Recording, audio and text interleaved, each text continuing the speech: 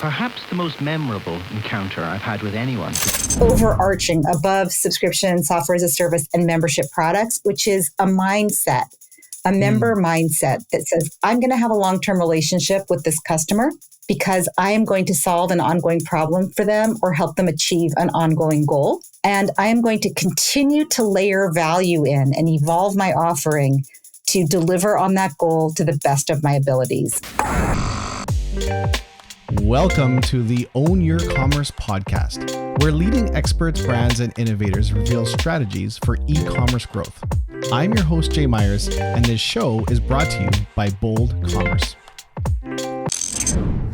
Hello and Happy New Year, everyone. I hope you all had a restful break, however different it was, and ready to take on 2021 strong. We took a little break ourselves over here over the holidays with our podcast, but we're back at it full force. And over the next couple of weeks, we have some amazing guests. So to kick things off right, I have with me today, Robbie Kellman Baxter. And she is a world-renowned consultant and speaker on everything subscriptions and membership. So just to name a few of the clients she's worked with consulting on the subscription and membership models are, well, you'll recognize some of these: Netflix, Oracle, Electronic Arts, eBay, just to name a few. The list goes on. She's also written multiple books, both of which I own and I highly recommend. One is called The Membership Economy, and the second one is called The Forever Transaction. And she's working on a third one right now as we speak. And you know, if you haven't noticed, subscriptions are taking off like crazy. Did you know that during the pandemic period last year, subscription-based businesses outpaced the S&P 500 by 600%? That's no small amount. The average subscription business is worth around 8 to 10 times more than a one-time e-commerce business. And the average lifetime value of a subscription customer is 178% more than a one-time customer. I could go on and on. Subscriptions matter a lot. And if you didn't notice, we really care about subscriptions at Bold. It's a big part of what we do. We power close to 20,000 subscription brands on various platforms. So 2021 is the new year. I personally believe that every e-commerce business can benefit from adding a subscription or a membership model of some kind. So we've got a few guests speaking on subscriptions over the next couple of weeks. Robbie is a great one. Let's dive into it, shall we? Robbie Kellman Baxter, thank you so much for coming on our show. I know subscriptions are something we are so passionate about. I know there's something you're so passionate about. I have been excited for this conversation for a long time. So thank you, first of all, for coming on. Oh, thanks for having me on. I'm looking forward to this.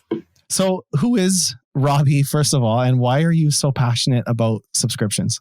So I have been passionate about subscriptions for about 20 years, actually. So after business school, before business school, I was in consulting and big firm consulting. And then after business school, I was in product management. And I got laid off when my second child was born. I have 3 now. And I decided I was going to hang out my own shingle and be in control of my own career. And for the first year or so, I was just doing general strategy and marketing work. And then I got Netflix as a client and I fell in love with their business model. I'd already fallen in love with it as a mom who was up late at night with babies and loved always having something to watch, never having to go to the store. Like that, I understood the value. And then as a business person, I loved their relentless focus on, what I've come to call a forever promise, which is that they were going to give me a great selection of professionally created video content delivered with cost certainty in the most efficient way possible. So lots of content, no late fees, don't have to leave your house. And, 15 years ago, that was 3 DVDs out at a time sent to you in the mail with someone else's content on it. Today, it's streaming and it's, Netflix proprietary content. But they have stayed true to that promise, which was, what do I, Robbie, need? I need a movie to watch. I need a TV show to watch if I'm up at 3 a.m. and I don't want to run out. And so, that was really where I just fell in love with the subscription model. And as I was falling in love with subscriptions, a lot of other people were too. And I started getting a lot of calls from people saying, hey, we want to be the Netflix of news or music or software or bicycles or dental pain management products or coffee. And so I just, kept digging in and looking for patterns and trying to think about what could I apply from one company to another. And that's where I've been ever since.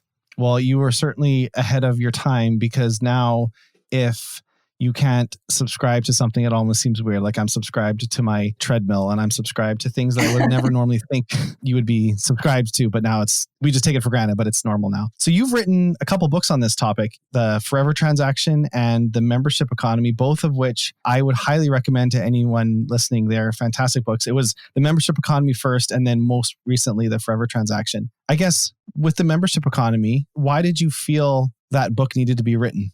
Well, so, I wrote that book in 2014. And the reason I wrote it was because I was seeing these patterns and these frameworks that were working across industries. So I was working, I'm in Silicon Valley and I live in Menlo Park, California. I was seeing a lot of software companies, software as a service, consumer subscriptions. But then I was also working with some news organizations, and I was also working with some professional societies that have been with membership forever. And I was seeing how each could learn from the other. And I was starting to develop frameworks, and I was really excited about it. So, I was kind of a zealot. And if I was sitting next to some executive or entrepreneur on an airplane, I would say, I work with subscriptions. And they would say, oh, that's probably not relevant for me. And I was like, no, it's so relevant for you. And so I wrote the Membership Economy to explain to people what was this massive transformation that I was seeing with all of these different industries applying these principles with great results, and to show how you, whatever organization, big, small, bootstrapped, venture-backed, big old-time brand,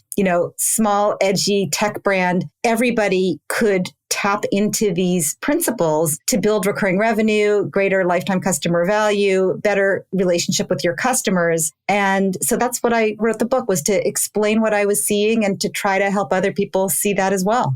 Well, and I would say now that challenge of getting those big brands to see that kind of is essentially gone now, would you say? Yeah. So 5 years later, right? Or, 5 years later, I don't have to explain to anybody about subscriptions. Now, if I'm sitting next to somebody and, I haven't been on an airplane in a while, but when I was traveling a lot, when I said I work in subscriptions, I'd get one of two answers. Either, oh, my company's thinking about subscriptions, or has just experimented with subscriptions, or has had subscriptions and is trying to reinvent their subscriptions. And we're trying, and we're having this problem or that problem. That was one answer. The other one is, oh, I'm trying to cancel this subscription and I'm so mad at them and they made it so hard. But everybody is aware of subscriptions right now. I don't think that there is a business out there that has not at least considered whether subscription pricing or a membership model could be effectively used in their organization, regardless of size. Or a bit of a combination of both, right? Like, so a trend I think I'm seeing now is from subscription to, well, there's subscription and there's membership and then there's as a service. And so like, if let's just take like a clothing company. So you can subscribe to clothing. You can have style as a service. So I'm getting my style, but it's not the clothing I'm subscribing to. I'm getting style as a service. But then there's an aspect of membership. So like Fabletics is a great example. They have a subscription. I get my clothing every month, but it's athletic wear as a service. And they have a great community. So there's a member aspect to it as well too. So what's your thoughts on as a service as it pertains to e-commerce and maybe product companies thinking about it? Yeah, I think it's, if you imagine that designing this new membership-oriented model is, you have a painter's palette to create it. I think as a service is one of the colors you can paint with, but it's not going to make a beautiful picture by itself. So, a lot of people, just for terms, at least the way I think about it, subscription is a pricing decision. It's, you pay somebody on a periodic basis in exchange for some ongoing value. A membership, there's sort of two ways of thinking about membership with a big M, membership with a little m. One of them is, a lot of organizations have a product that they call our membership. And it's like, it's got its own P&L. Like a lot of associations have that. You might say that for, Amazon Prime might be a P&L, like how many people pay us every month or every year to be part of this group. But then there's the other kind of membership, which is what I write about, which is kind of overarching above subscription, software as a service, and membership products, which is a mindset, a member mindset that says, I'm going to have a long-term relationship with this customer because I am going to solve an ongoing problem for them or help them achieve an ongoing goal. And I am going to continue to layer value in and evolve my offering to deliver on that goal to the best of my abilities. So, newspapers, their forever promise, I would say, is for most of them to help readers understand the world around them so they can make better decisions, more informed decisions. And that was the same 50 years ago as it is today, but the how has changed dramatically. And the best news organizations have layered in digital and social and video and podcast and events and community and access to their journalists, all different ways to do what? To help people understand the world around them and make better decisions. There's no reason that you would jump to printed newspaper. If I said, how are you going to help people make better decisions? Right? There's a million ways to do it. So that's really what's at the core of any of these things. So if you're selling clothing, for example, kind of the lowest order benefit is she needs a white blouse. I'll sell her a white blouse, but I'm buying the white blouse for work. Right. And so if you can make me look professional and feel my best at work, you can tap into a deeper relationship with me. If you understand that that's my journey, like I'm trying to solve the pain point. Me, Robbie, I hate buying clothes. Right. I like to look nice, but I don't really like to shop. And if the right clothes for the occasion magically appeared in my closet just in time, I would pay a huge premium for that on an ongoing basis forever. Yeah. That's really what you're buying, is you're buying the style. So a couple of things that hit me as you're speaking there. First of all, I want to say, so would you say this statement is true that every brand should have a membership model or focus on memberships? Some membership models have a subscription, some don't. Like it's not, membership is primary. Yes. The way I talk about it is it's a member mindset. So some organizations are member-centric. Some organizations are product-centric, and some organizations are, shall we say, sales-centric or revenue-centric, very focused on how do we get to this number? Let's work backwards each quarter. And, being member-centric means not just being customer-centric, but thinking about that customer as somebody who's going to stay for a long time. And if you just look at your business through that lens and say, who are the customers that stay for a long time and how do we create more of them? And how do we serve the ones we have better and deepen and expand our relationship? You'll come up with all kinds of ideas, which may or may not require a subscription. So one really good example of that is Apple with their hardware products. Until pretty recently, they were really mostly a hardware company. They've moved aggressively into software and subscription in the past few years. But even like 5-10 years ago, people would still talk about themselves as I'm an Apple person. I just walk into the store. If I need a phone or if I need a phone case or if I need a computer or a screen or anything, a printer, which they don't even sell, I go to the Apple store first and I say, what do I do? And I trust them. And I know that as long as I do what they tell me, everything will work together and they will support it. So there's no subscription there. Right. I actually think there could be. It's funny you mentioned Apple. I was just talking about someone with this the other day. I think there will be, and I'm going to go on record as betting that within 2 years, Apple's going to launch Apple as a service. I think their strength is actually their ecosystem. And I'm one of those Apple people, but at the end of the day, an Android watch is pretty much just as good as an Apple watch, and an Android phone is pretty much just as good as an Apple phone, and a different tablet, a different laptop, yada, yada. But when you have them all together, the Apple Watch, the Apple phone, the Apple tablet, Apple TV, MacBook, and then everything kind of syncs, and it's just like you grab one and all your stuff is there. That's the value. It's the ecosystem. And so get people to subscribe to that for, I don't know what, like $200 a month or $300 a month. And you can have different levels. You could pay $500 a month and you get a premium MacBook Pro and an iPad Pro, or you can have the basic version or whatever. I think that's where Apple actually needs to get to, in my opinion. Yeah, I'm totally with you. Like, I just want to have a good layout and a good setup for my house. And I would like for them to do it. And I would like everything to work. And if something doesn't work, I would like them to make it magically work again. And I would pay it. Honestly, I mean, that's where we're going. If you run a nail salon, newsflash, nobody goes for the manicure, right? You go because you want your nails to look good. Or you might go because you want to be pampered. But if you tap into one of those needs, you realize it's not perfect that I buy a manicure because I get my manicure, I leave, I chip my nail, then I have to go back in and either pay for a whole manicure again. Like it's a production. I would like it to be optimized around my nails always looking good. Mm-hmm. And frankly, if the nail salon came up with a pill I could take that made my nails always look good and it cost twice as much as I'm spending on manicures, I'd take the pill. Yeah. It's so interesting you say that. One of my favorite kind of quotes is like when the hammer for the nail thing, it's like when you're selling the hammer and you advertise the hammer and it's like, this is the best hammer. It's got this grip. It's got this. But does the customer actually want your hammer or do they want the nail in the wall? And do they want the nail in the wall or do they want a bookshelf there? And do they really want a bookshelf or do they want a place to hang the forever transaction and membership economy book? Right. So it might not even be exactly. It might not even be the bookshelf. It's getting to what they actually want. I think you nailed it.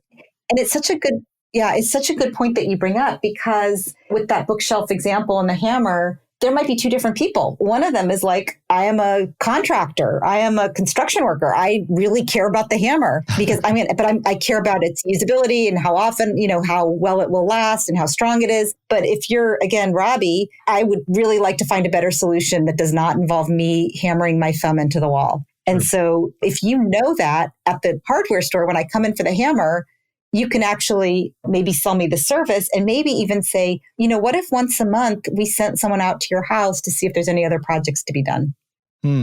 Right? Because that's what I really want. I want my house to be nice and homey and to have a place for my stuff. And so there's always another level. If you buy coffee, right, you might be buying the coffee because it's a treat for you. You might be buying the coffee because it wakes you up in the morning. You might be buying the coffee because that gives you a break in your day. There's an understanding how it fits into the person's life. Yeah. Is going to help you understand what to layer in besides the coffee that you sell. Do you want to learn more about coffee? Do you want to have more enjoyable coffee breaks? Yeah.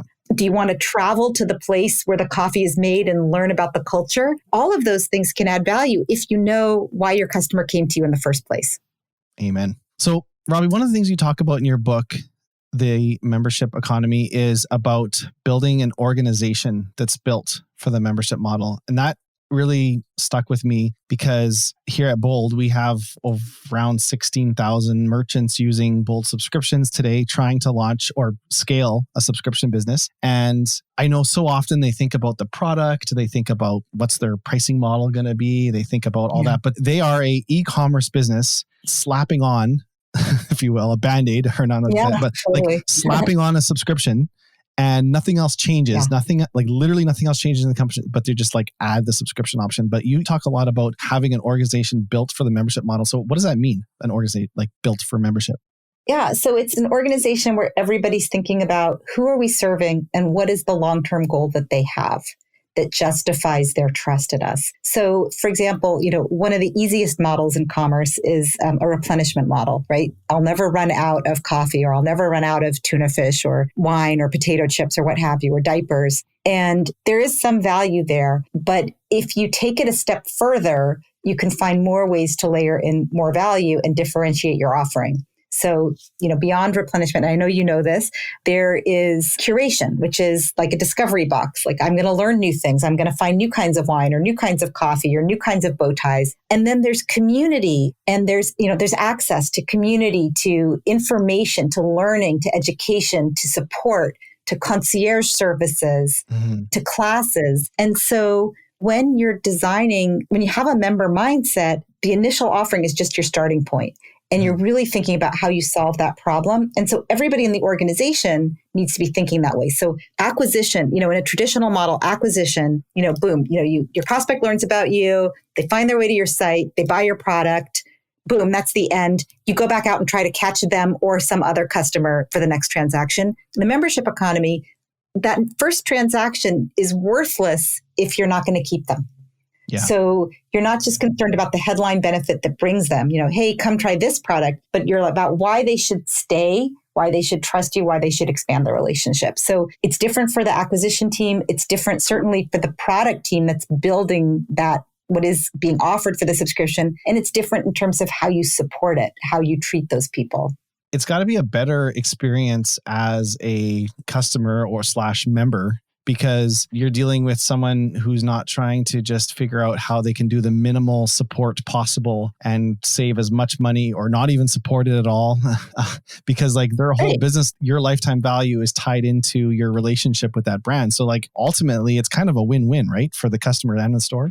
Oh, absolutely. It's a win-win because, and that's what it has to be, because in a good subscription, the customer, the subscriber says, I don't have to worry about this anymore. My dog food just shows up on my door. I'm always current on what my favorite musician is doing, and I get all of their music first, and I don't have to worry about it. It just comes to me and I love it. And then the company or the organization says, when I go through all the effort of finding a great customer who loves what I have, I can more effectively keep them for a long time. So cost of acquisition goes way down, and I can learn from them what else they need. I get to know them. So I'm like, oh, I see what they're asking for. I understand this behavior, and you can model it for new customers, for lookalikes. So it's really powerful on both sides. Yeah, the data you have from having a direct relationship with your member, I think is probably very underutilized by a lot of brands, and it's extremely valuable.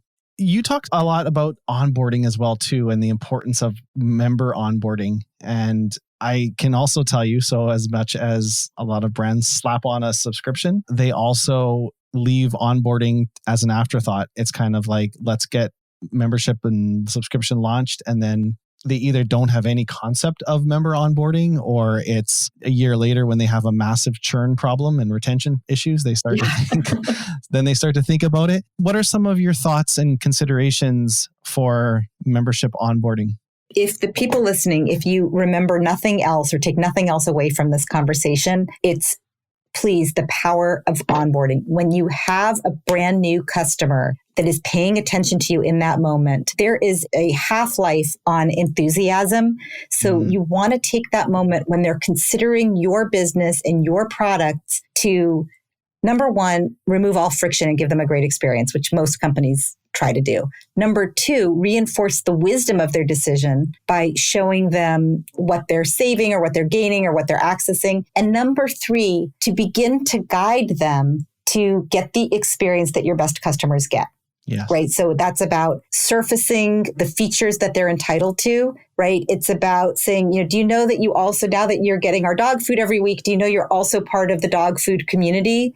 And there's a special area for people with puppies. Did you know that we're going to meet at such and such a dog park in your community? It's about making sure that they're getting the value that they're paying for. And if you do this, and you can do this in any number of ways, if you're really high margin or high cost, you could do it in person with a customer success team. If you're on a budget or you really want to be, totally digital, you can build it into the digital experience, the product experience. You can also put it outside the product experience as ongoing communications, emails or texts or in your social communities. There's lots of ways to do this, but the important thing is that right in that moment, you want to reinforce their decision and show them what your best customers do. I love it. I think I got a subscription to, it was like some health vitamins one time, and the onboarding process said something, it was something to the extent of like, over the next month, we'll let you know what's happening in your body as you start to take these probiotics. And it was like, oh, wow. After the first week, you got an email. It's like, here's what's happening in your gut right now. It's forming the good bacteria that's now breaking down 10% more of food as it passes you, and you're probably feeling 5% more energetic or whatever it was. I can't remember the details. And then like the next week, something else.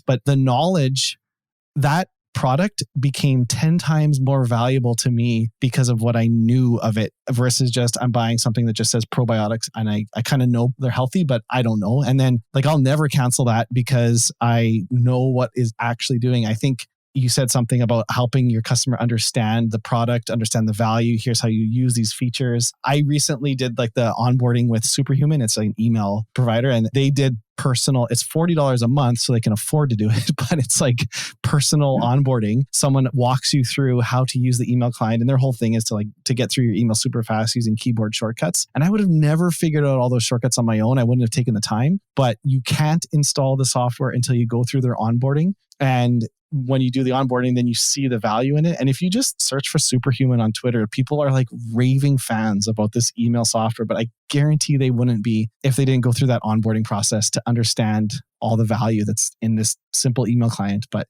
I think it's so important.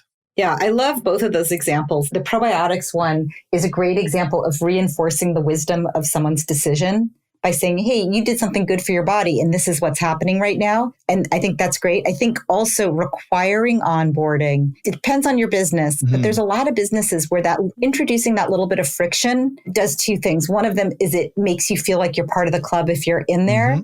And it gets rid of the people that aren't likely to get the value. Like if you hadn't gone through that onboarding process with Superhuman, you wouldn't be using all the features. And so you wouldn't think it was as valuable. Even though it is valuable, you wouldn't know because you wouldn't have found those features or learned how to use them. So they can say, look, we'd rather not bring someone in if they're not going to get value. 100%. And that's a very member mindset.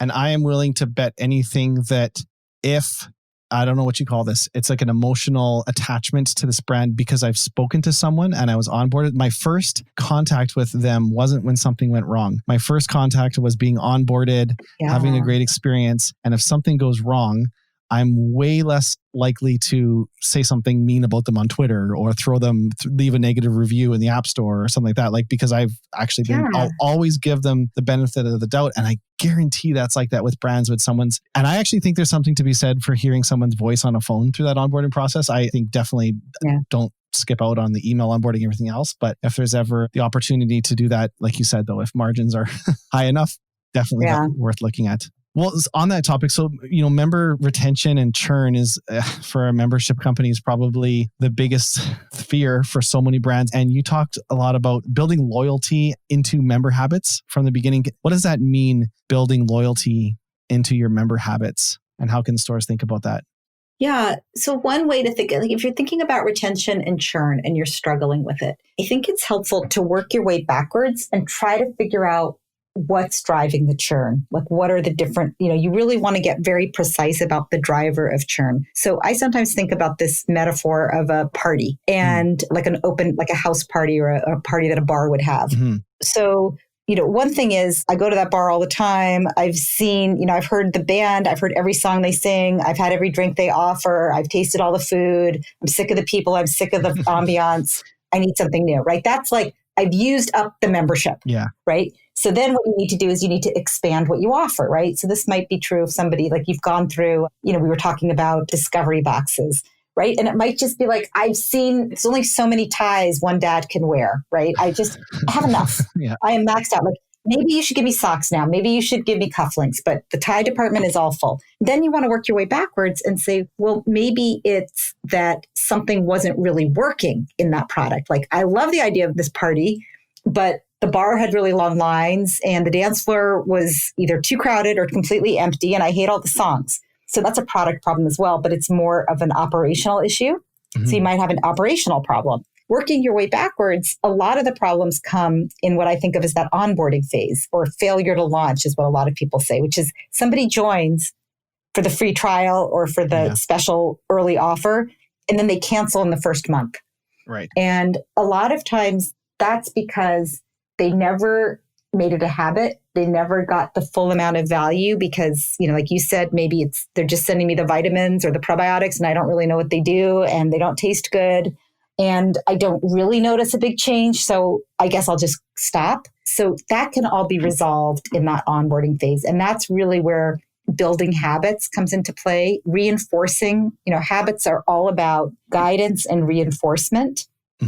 And recognizing and rewarding people who are doing the right thing. So all of that serves to build loyalty and engagement. Another thing to note that I think is really interesting and kind of counterintuitive is that you talked about how it's great to meet somebody before things go wrong, which I think is amazing if you can do that and you can afford it. When something goes wrong, how you handle that, if you treat them like a member who's going to be there forever, it's very different than if you're just trying to get them off the phone or just trying to get them to stop complaining. And if you treat them like you want to keep them for a long time, that could be the thing that makes them loyal. And you hear these stories all the time anecdotally, right? I was getting this, I had a subscription to energy bars And my first shipment came and everything had melted and it was disgusting. And I called them and they were so nice. And the next morning I had a huge box of them with a note from the CEO and flowers, right? And you're like, I love them. I love them. Or, Peloton that, when somebody stops using the bike and you're like, why aren't they there? That somebody called in and said, I broke my leg. That's why I'm not riding the bike anymore. And they sent her, a box of merch and they also paused her subscription. They said, well, you're certainly not going to be using the bike for the next 6 weeks. Let's not charge you for the next 2 months.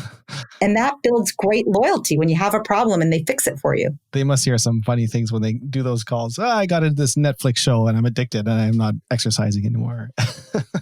Right. That is right. But it's super important because a lot of companies wait to do retention until the person calls to cancel and it's too late by then. You want to do it when you notice their behavior is changing. I mean, ideally, you want to know if their dog is eating the dog food or if the dog food is piling up in the cupboard or the razors or the shampoo. You want to know that before they cancel because you can pause, you can adjust what they're getting. You can maybe help them use it more effectively if they're not really using it. That's super important to do before they decide they want to cancel. Yeah, the days of keeping your customers by hiding cancel buttons are long gone. And you talk about subscription fatigue, subscription overwhelm, subscription guilt, and that kind of ties into this a little bit. Can you elaborate on what that is and maybe how brands can help avoid that for their members?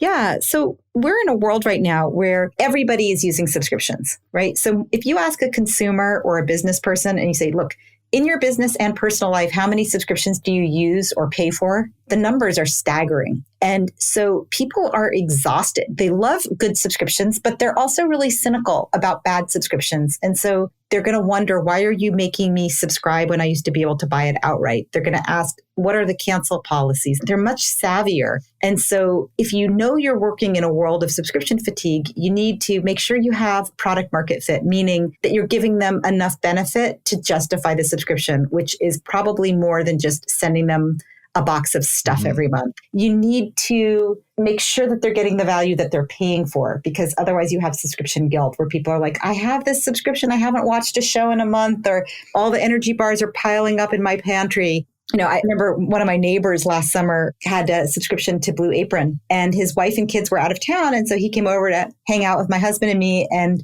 we were like, oh, why don't you stay? We're going to grill burgers. And he's like, oh, I can't because there's a Blue Apron box in my fridge and I promised my wife I'd use it because it's going to go bad if I don't use it today. But what's interesting to note is he wasn't going to lose any money. Like, he'd already bought the subscription box and we were offering him free burgers. So he wasn't going to have to spend any more money. And it would hopefully it would be more fun to be with us, but it made him feel bad about himself that he wasn't using his, it was sort of, nagging at him. And then the last reason for subscription fatigue is what you mentioned, which is hiding the cancel button. And people feel really cheated when that happens. So don't do those three things.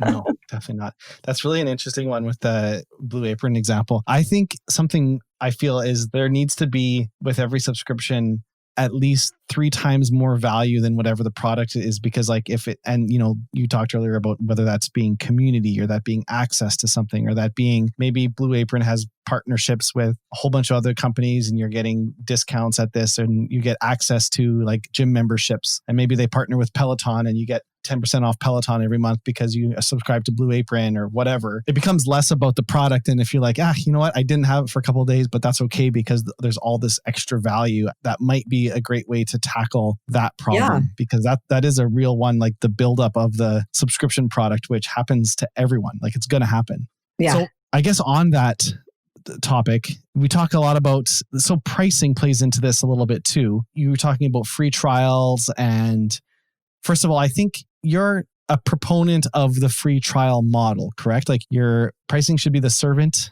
and not the master. Strategy is the master, or what was it? Strategy is the master. Yeah, because subscription is a pricing decision, and that's just a tactic. And what I think about is free trial and freemium both have their place, but you need to make sure that you're getting a return on your investment, that you understand why you have it in your business model and what it does for you. So a free trial you give because somebody doesn't understand what you're offering or they don't believe it's as delicious or as great as you say. So if you know that in 2 weeks, that it takes 2 weeks before somebody feels the massive change from taking your vitamins, you might want to give them 2 weeks to really experience that. They'll understand what you're talking about. Or if you say, I have the best cookies in the world, I might want to taste them before I subscribe. That's why you have a free trial. You do not want to fill them up. You do not want it to go on any longer than it takes for them to answer those 2 questions. If you don't have those 2 issues, you don't want to give a free trial. Period. For freemium, which is an ongoing access to something forever, it's very hard to do if you have physical product, but you can do it in the form of community, digital content, those kinds of ancillary services, which build a relationship with somebody so that when they're ready to subscribe to the paid product, the paid subscription, they already have their relationship. You've changed their behavior. But, in physical product models, it doesn't really make sense to send free stuff forever unless that person is an influencer, meaning they'll bring in other people, or they are a part of the product. Like, for example, if you're selling, back when Skype was selling headsets, right? Every new person that used Skype increased the likelihood that other people were going to buy headsets because it made Skype more valuable. Yeah, I agree with that. I think the way I would phrase it in my head for it to make sense for me is a free trial should just help your customer answer the question of if it's a good product for them. Like, it should never be that they're using the free trial to take advantage of it or like you don't need like extended versions of the trial. Like it's like you said, like to let them know that, to answer those questions. And then as a brand, you need to onboard the heck out of them during that period, educate them, bring them into your community, show them all the value. Because there is a much higher, I think it's around 178% higher LTV for subscription customers versus one-time customers. So I look at it a little bit too, like if you're spending money on ads and Facebook and Instagram ads to get those customers, conversion is lower for subscriptions than one-time products. When we look at stores that sell, coffee as one-time and coffee as a subscription, conversion's lower. So it's harder to get a subscriber, but they're more valuable. So I'm okay spending a little bit more to get those customers. So I think there's a free trial can work, but I think you're right. There's a time and place for it. Yeah. It has to be because they don't understand or they don't believe you. Those are the only 2 reasons for a free trial. Yeah. I want to jump into our lightning questions here before we run out of time. This has been really, really awesome, Robbie. Thank you so much. I don't know if you had a chance to read our lightning round questions. Yeah. You did? Yeah. I'm ready. Okay, well, let's do it then. So I tailored them a little bit for you because you're obviously in the subscription space. But Robbie, what's a pet peeve you have when you are buying subscriptions online? My pet peeve is when they hide the cancel button, when I don't know how I'm going to cancel it. Yes, 100%. Does that still happen though? A lot? All the time. People are still doing that? Yeah, at the Subscription Show, which is an event that I know that Subscription Insider puts on every year. They have Leslie Fair from the FTC come, and they also have, I'm going to get her name right, Lisa, I can't think of her last name, but who's an expert on this space. And they talk about things like font size, and you can't have silver font on a gray background in 8-point font telling people what they need to do to cancel. People do it all the time, especially in the nutraceuticals space, in a lot of different spaces, but a lot of, and in fact, continuity programs kind of have a bad rap now because there's so much kind of associated baggage with this hiding of the cancel button. Well, they need to use bold subscriptions because their customers could cancel it. Absolutely. What's one e-commerce trend that you are very excited about? I'm excited to see brands, small, interesting brands going direct to their customers and not having to go through the big retailers, and seeing them have an opportunity to offer more than just the product, but offer their expertise around that product to really help pockets of consumers. I love that. Yeah. And I think I am too. And I think that's happening. And what the internet's doing, it's allowing this direct to consumer revolution. That's basically like, you used to go back, like 100 years ago, you would go to a store and buy from the person that was making the product, but then these distributors came in between and housed everything. And we've lost relationships with the brands, but now that's getting restored. It's really, I'm really excited about that as well too. What's the smallest change you've made in your life or your business that's made the biggest impact? In my business, I think it's getting into a habit of writing down my 3 goals for tomorrow at the end of every day. I love it. I read something recently. If you improve 1% a day, you've 37x'd at the end of a year. So I like to always ask people not what the biggest thing is, but what's something small and I'm going to pile all these together and apply them to myself, and I'm going to be a 37 times better human I love it. What's your favorite thing about your job? I'm always learning.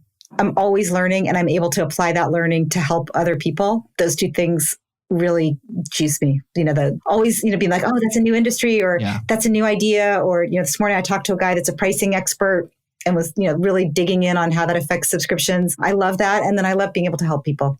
Well, I think you probably know this. Gartner research that by 2023, 75% of all direct-to-consumer brands are going to have a subscription membership offering on their store. So you are in the right space, and I think we'll all be learning a lot in a few years. What's your favorite business or leadership quote or something you live by? It's kind of two-part. Somebody told me in a particular job where I didn't feel like I was appreciated. They said, don't go somewhere where they don't think you're a rock star, or if your boss doesn't think you're great, move on. And what I would say, the corollary is that I use now is that the talent market is not efficient. So in other words, you might be worth a lot with one group of people and worthless in a different group of people. There's that story about the kid who inherits his dad's old car under a tarp, and he calls three people, and first, the junk guy says, you can pay me $50 and I'll haul it off for you. And the second guy says, you know what, I see some useful parts. I'll take your parts I'll give you $100 for the parts. And the third guy says, that's a collectible, is $100,000 good, right? It's just, you never know what you're worth. So to never feel bad if you don't feel like you're being valued, to kind of learn from that and find a better fit. Yeah, that's great advice for so many areas of life, I think. If you could this is the last one, if you could give one, or make sure there was one piece of advice that every store owner listening, any platform, no matter what they sell, but running a store, an e-commerce store, what advice would you give them? Know who your customer is and be really focused on them. And don't try to be all things to all people. Start with a really clear idea of who you're serving, and then serve them as well as you can and as completely as you can. And don't let the products that you sell in your store become the product of your store. In other words, it's not just about the thing you're buying, it's about the full experience. Well, Robbie, I just want to say you live what you preach, because to those listening, right before this recording, Robbie and I were talking for a little bit, and she asked me, who is the listener? What are they like? Describe them. What size are they? And she wanted to know everything about who the listener was. And here you are. Your advice is know your customer. So I think that is very telling of you as a person. You practice what you preach. I love that. I'm glad.